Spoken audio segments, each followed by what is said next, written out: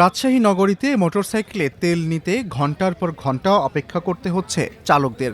নগরের সাগরপাড়া এলাকার আফরিন ফিলিং স্টেশনে তেলের জন্য রাতভর অপেক্ষা করেছেন মানুষ। 11 এপ্রিল সকাল 8টা থেকে তেল দেওয়ার কথা থাকলেও মানুষ সিরিয়াল শুরু করেছে 24 ঘন্টা আগে থেকেই। কেউ কেউ দুপুর বা রাতেও পাম্পের সিরিয়ালে মোটরসাইকেল রেখে বাড়িতে গেছেন, আবার সকালে এসে লাইনে দাঁড়িয়েছেন। গাড়ি রেখেছিলেন কখন? কালকে দুপুর 2টায়, গতকাল দুপুর 2টায়। দুপুর 2টায় জুমার নামাজের পর। জুম্মা নামাজের পর। এখন গাড়িটা কত দূরে গিয়েছে আপনার? আগাইছে প্রায় 50-60টা গাড়ি পরে। 50-60টা? কিন্তু লাইন মেনটেন না। লাইন মেনটেন হচ্ছে না। কালকে রাত 10টার সময় এসে ওখানে সিরিয়াল দিয়েছিলাম আমি, তারপরে তো চলছে এভাবে প্রচন্ড সিরিয়াল। আমি গতকালকে রাত্রে 11:30টার সময় গাড়ি রেখে গেছি স্বচ্ছ টাওয়ারের সামনে। সকাল 8টা থেকে শুরু করে এই পর্যন্ত এসে এখন পাম্পে ঢুকলাম। রাতে মোটরসাইকেল পাহারার জন্য চালকদের কাছ থেকে টাকা নিতেও দেখা গেছে স্থানীয় কয়েকজনকে। আমি কালকে বিকাল 5টার সময় গাড়ি রেখে গেছি আর আসছি সকাল 7টার সময়।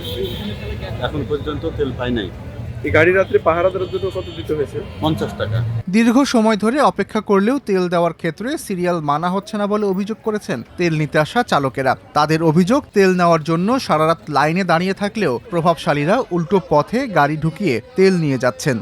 ম্যানেজমেন্ট ভালো না তাদের, খুব কিভাবে দিচ্ছে না দিচ্ছে, কারগুলো ঢুকে যাচ্ছে, সিরিয়াল মেনটেন নাই কোনো কিছু। কালকে দুপুর 12টা থেকে দাঁড়িয়ে আছি, আর সকাল থেকে যেগুলো লাইন সিরিয়ালটা ঢুকতেছে এরা আসছে নিয়ে ফেলতেছে।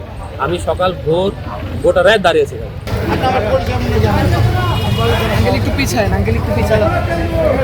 চরাঞ্চলের মোটরসাইকেল চালকদের তেলের ট্যাঙ্ক আলাদা এনে তেল কেনার চেষ্টা করতে দেখা গেছে। আমাদের বলা হয়েছে ট্যাঙ্কে নিয়ে এসে তেল দেবে, তেল দিচ্ছে না। আমাদের গাড়ি নিয়ে আসা খুব সমস্যা। নৌকাতে গাড়ি নিয়ে এসে গেলে নৌকাতে 200 টাকা ভাড়া, ঘাটের নেবে 100 টাকা আসার ভাড়া, যাওয়ার টাইমে আবার সে ভাড়া নেবে। তাহলে আমাদের 500 টাকা তেল নিয়ে এসে গাড়ি নিয়ে এসে 600 টাকা লাগবে ভাড়া। তাহলে আমরা কি করে গাড়ি নিয়ে আসবো? এর আগে ট্যাঙ্কি খুলে নিয়ে এসে তেল দিয়েছে? হ্যাঁ দিয়েছে এর আগে, কিন্তু কাজ দিচ্ছে না।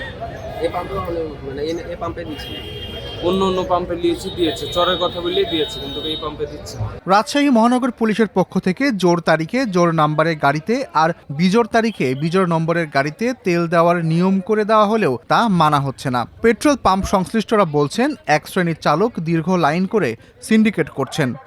এলাও প্রশাসনকে আমরা জানাইছি, তারপর তো কোনো অ্যাকশন নিছে না যে অ্যাটলিস্ট সিরিয়ালটা মানে 8টা থেকে তেল দেবো, ভোর রাত্রে থেকে যদি সিরিয়াল ধরে তাও একটা ইয়ে হয়। কিন্তু আগের দিন থেকে সিরিয়ালে রেখে যাচ্ছে, যারা সিরিয়াল রাখে তারাই তেল পাচ্ছে, পরে লোকগুলো আর তেল পাচ্ছে না। এরা তো একটা সিন্ডিকেট ব্যবসা শুরু করছে। থানা লেভেলে দেখলাম ইউনো রামেশ এই পুলিশকে সাথে নিয়ে গাড়ি কাগজপত্র চেক করছে।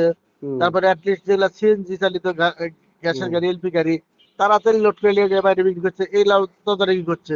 এখানে আমাদের এই সিটির ভিতরে কোনো কিছু তদারকি করছে না, খালি বড় বড় যারা অফিসাররা নির্দেশ দেয়, কিন্তু মাঠ পর্যায়ে কোনো কিছু পালন করছে না। প্রশাসনের গাফিলতির কারণে পাম্পে বিশৃঙ্খলা বাড়ছে বলে জানিয়েছেন এই ব্যবস্থাপক।